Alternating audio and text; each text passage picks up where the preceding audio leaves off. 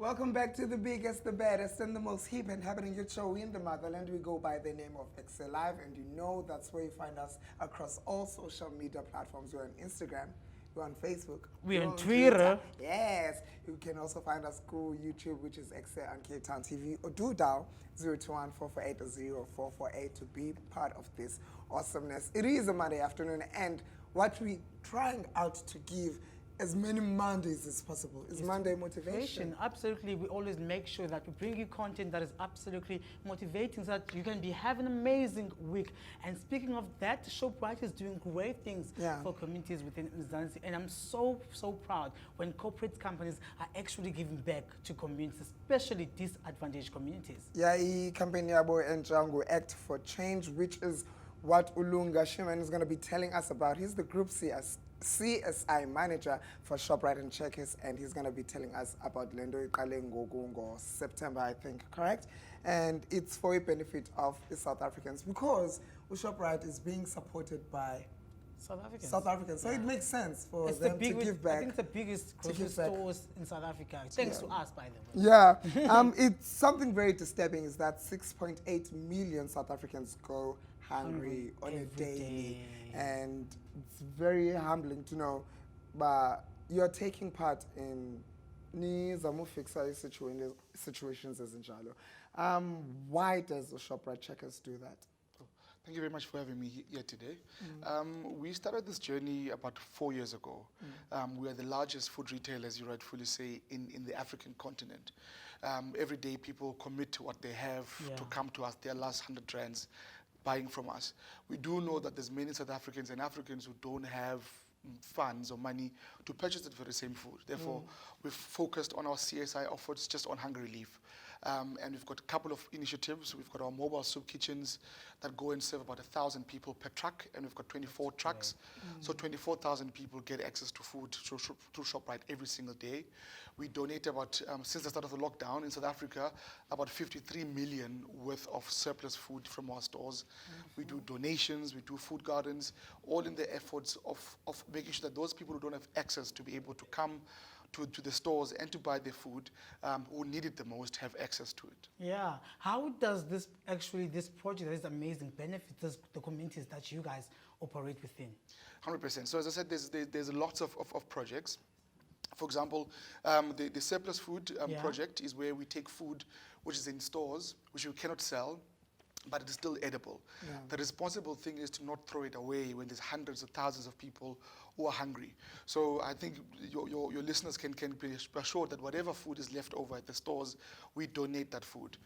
They apply to us, and then they can access that food. Same with the food gardens as well. You apply to us if you've got a food garden, and there's people who work that garden, and they've got access to water and a nice fence. We can help you establish your food garden. So we come to communities that are almost forgotten, because we're in every community that you can think of in South Africa. These are our customers. Therefore, with this program, we try to reach as many of those customers as we can. As well as the early childhood development, right? 100%. How do you assist there? So we've got 110 creches in South Africa, in all 9 provinces that we support. And we do 3 things with them. We upgrade the centers. So typical case is a creche in Brakpan called Blessings that we found in a dump site. We're able to build them a brand new, or offer them a brand new creche. We train the practitioners. We offer them food for a period of a year. We provide branding and all of those things to ensure that the creche is formalized and is a proper business, and children who go to those creches have access to good quality education. This is our way of showing that we care, because those are our future customers. Those are our actual current customers as well, some of their parents.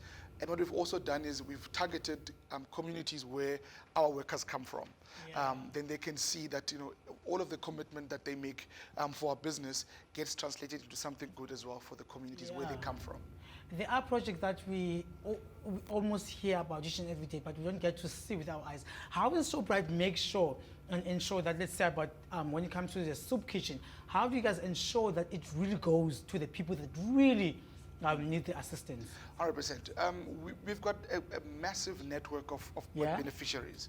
So alone, we've got 500 beneficiaries who directly benefit from us. So though some of our colleagues in the retail space have other organizations doing the work for them, we do it actively ourselves. Okay. We've got a very small team that vets every organization, that checks up on the beneficiaries. We get active reports from all of the beneficiaries. And we try and talk about our work in an organic way, not advertising, not showing off, but just making sure that we tell people the pure story of what ShopRite is actively doing in the communities where we trade. Why is it so important for ShopRite to do this?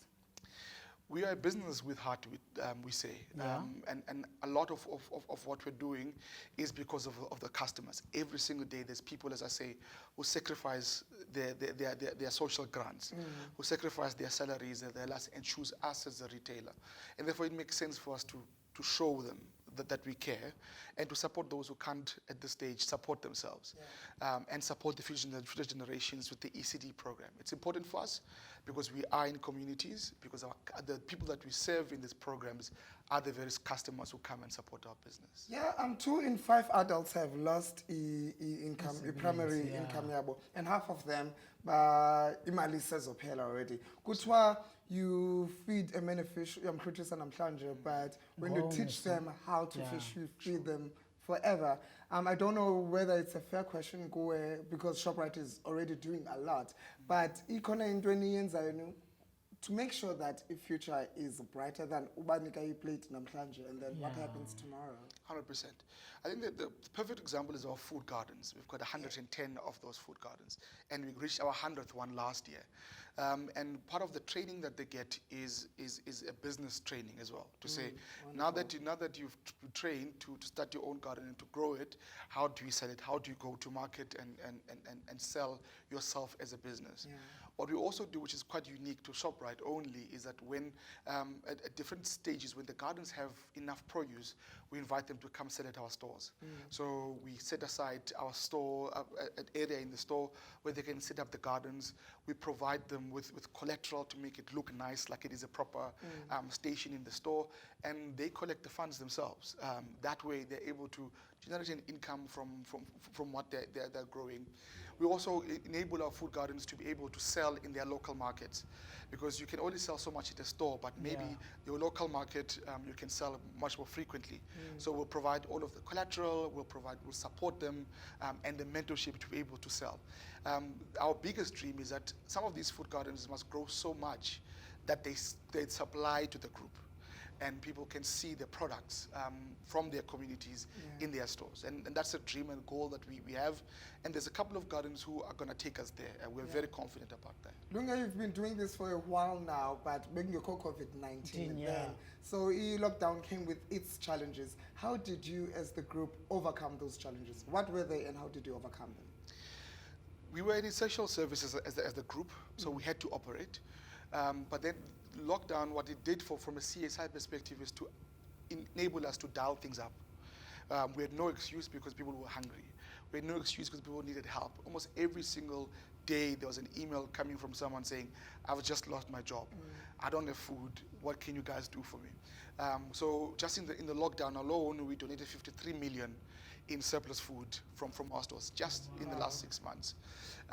We gave all our ECDs practitioners the creches were closed, meaning people did not send their kids to the creches. There was no income.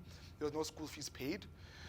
We supported all of the practitioners, over 400 practitioners in our program with food vouchers for the lockdown. We did distribute and send out seedlings for the food gardens.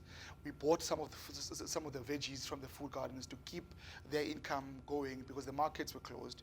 So we made sure that where we already have an investment, we supported those people. And I must say, we still have kept all of our food gardens. All our ACDs are now getting training to do their work post-COVID. And so there's so many success stories. We were able to also collect funds for the Solidarity Fund through our stores. We donated PPE. All the best thing, I guess, for us during COVID was to dial things up. And we saw donations coming from African stores. There were donations done by local stores in communities. The soup truck, we added more soup trucks in our fleet. So we really dialed up as much as we could to make sure people are fed during that time. It sounds amazing. Before we let you go, it's this amazing chat that we're currently having. Before we let you go, how does the actually community get involved in this? If I want to help, if I want to donate something, where do I go? How do I contact you guys? 100%. So how to get involved? The most easiest, I guess, now is that we've got what we call the Act for Change Fund in store. We are collecting for 6 organizations who are working around COVID-19. These include Give to the Givers, they include the Red Cross, Meals on Wheels and the likes. So you can go to any ShopRite and Checker stores or USAfe store. As you're shopping, you can add a rand, 2 rand, or even 50 cents towards the cause, and that money will go towards those organizations. And you can visit our websites and our social media. All of the programs, we try and tell the story of the great people who are working in communities. No good deed goes unnoticed. Thank you, and keep on serving the community, like you said, because Ngabo Abenza ShopRite what it is today. Thank you. Ladies and gentlemen, Lunga Schoeman, Group CSI Manager. Yeah, man, we bring you the big people because we're the biggest, the baddest, and the most hip and happening. We're going to take a quick commercial break. When we return, there's more of XA. #Monday Motivation. Keep it locked right here on Cape Town TV.